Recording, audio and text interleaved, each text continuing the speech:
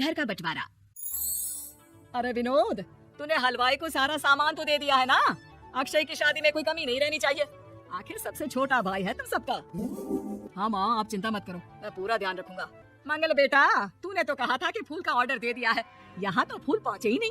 अब क्या बहू की विदाई के बाद फूल आएंगे? माँ, मैंने अभी बात की है फूल वाले से, वो रास्ते में ही है।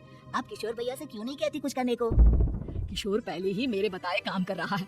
पास के सभी रिश्तेदारों और मोहल्ले वालों को कार्ड वही तो देकर आया था। रिसेप्शन के लिए हॉल भी उसी ने बुक किया था। टेंट कुर्सी वालों को भी तो वही देख रहा है। पर कई मोहल्ले वाले तो हमारे भरे पूरे परिवार से जलती भी है, उन्हें बुलाने की क्या जरूरत थी? बेटा, शादी ब्याह में तो बुलाना ही पड़ता है, नहीं तो लोग क्या कहेंगे। दादी दादी देखो ना, हलवाई अंकल हमें लड्डू नहीं दे रहे, आप इनको डांटो ना। अरे चैन सुख दे देना बच्चों को लड्डू, क्यों तंग कर रहा है इन्हें? बीबी जी, मैं कहाँ मना कर रहा हूँ, लेकिन लड्डू बनते ही ये बच्चे उठा उठा कर खा लेते हैं। अरे मैं तो इन्हें थाल में रख के परोस भी नहीं पा रहा। भागो, अब कोल्ड ड्रिंक पीने चलते हैं। भागो भागो, अब कोल्ड ड्रिंक पीने चलते हैं। जैसे कि आप देख रहे हैं, आज इस घर के सबसे छोटे बेटे अक्षय की शादी है। घर में बहुत चहल पहल है। कुलभूषण की बीवी कमला को फुर्सत ही नहीं है कामों से, लेकिन कुलभूषण और घर के बाकी लोग कहाँ हैं? आइए देखते हैं। अजी, आप यहाँ आराम से बैठकर गाने सुन रहे हो और घर में अभी तक इतने काम बचे हैं करने को। अरे भाई, मेरे सबसे छोटे बेटे की शादी है, इसके बाद तो मैं अब चिंता मुक्त हो ही जाऊंगा। और फिर घर में तुम हो, बेटे बहुएं हैं, तुम लोगों के होते हुए मैं क्यों काम करूं? मैं तो शाम से बेटे की शादी में जाऊंगा तैयार होकर। अरे ठीक है, अब आप आराम ही कीजिए। एक बार अभिषेक की बीवी आ जाए, फिर मैं भी आराम करूंगी और मेरी चारों बहुएं पूरे घर की जिम्मेदारियां संभाल लेगी। इतना कहकर कमला वापस अपने काम में लग जाती है।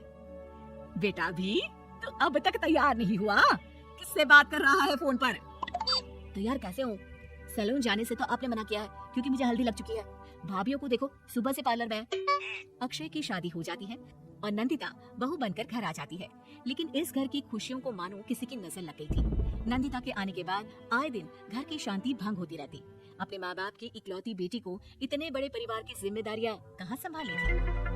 अभी देखो ना, मेरे हाथों की मेहंदी भी अभी नहीं उतरी है और तुम्हारी मम्मी ने मुझे घर के कामों में लगा दिया। मैंने सोचा था कि घर की सबसे छोटी बहू होने के कारण मुझे सब पलकों पर बिठा के रखेंगे, पर यहाँ तो पलक झपकने की भी फुर्सत नहीं मिलती। देखो नंदू, शादी के पहले ही मेरे घर वालों ने तुम्हें और तुम्हारे पेरेंट्स को बता दिया था कि मैं जॉइंट फैमिली में रहता हूँ, तो फिर अब ये शिकायत क्यों? और फिर तुमसे पहले मेरी भाभी भी तो आई थी शादी करके, उन्होंने तो कभी कुछ नहीं कहा। नंदिता तब तो चुप हो जाती है, लेकिन ऐसा बहुत दिनों तक नहीं चलता। अरे नंदिता, माँ बाबूजी की दवाई का टाइम हो गया है, उन्हें दवाई दे आओ और उसके बाद सबके लिए नाश्ता बना देना। पर भाभी, मैं तो अभी अपना फेवरेट सीरियल देख रही हूँ, प्लीज मेरी जगह आप कर लो ना ये काम। ठीक है, मैं तेरी जगह माँ बाबूजी को दवाई दे आती हूँ और नाश्ता बना लेती हूँ। तू मेरी जगह पूरे घर की डस्टिंग करके 5 बच्चों को स्कूल के लिए तैयार करके भेज देना और दोपहर का खाना बनाने के बाद कपड़े धोकर सुखा देना। उसके बाद हम दोनों मिलकर बाजार जाकर सब्जी ले आएंगे, फिर डिनर की तैयारी कर लेंगे और उसके बाद बस भाभी, मैं माँ बाबूजी को दवाई देकर सबके लिए नाश्ता बना देती हूँ। ये भगवान, ये कहाँ लाकर फंसा दिया मुझे।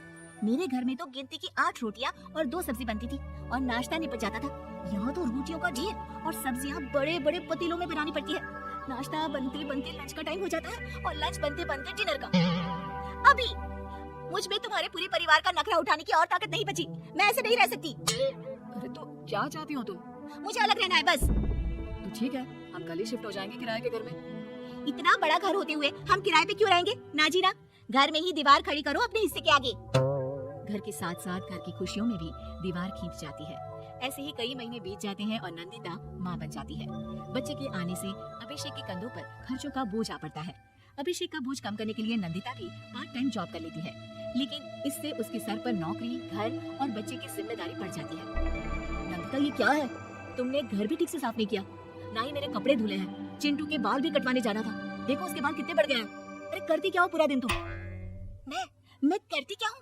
तुम्हारा नाश्ता और लंच बनाने के बाद चिंटू को डे केयर सेंटर पर छोड़ कर आती हूँ, फिर खुद ऑफिस जाती हूँ। पूरा दिन काम करके आने के बाद बिना आराम किए बाजार से सब्जियाँ लेकर आती हूँ, घर आकर खाना बनाती हूँ, चिंटू को देखती हूँ और क्या करूँ मैं? तो किसने कहा था अपने सर पर इतने काम लेने को? मत जाओ ऑफिस। ऑफिस जाए बिना घर के खर्चे कहाँ से पूरे होंगे? चिंटू की डी केयर का खर्च, उसके लिए बेबी फूड का खर्च, प्रेस वाले का खर्च, ये सब तुम्हारी सैलरी से होता नहीं है। अगर परिवार से अलग नहीं होती तो इतनी मुसीबतें नहीं उठानी पड़ती तुम्हें परिवार के साथ मिलकर काम करने में दिक्कत थी, लेकिन काम तो अब भी बहुत है तुम्हारे सिर पर। चिंटू को भी डे केयर भेजने की जरूरत नहीं पड़ती।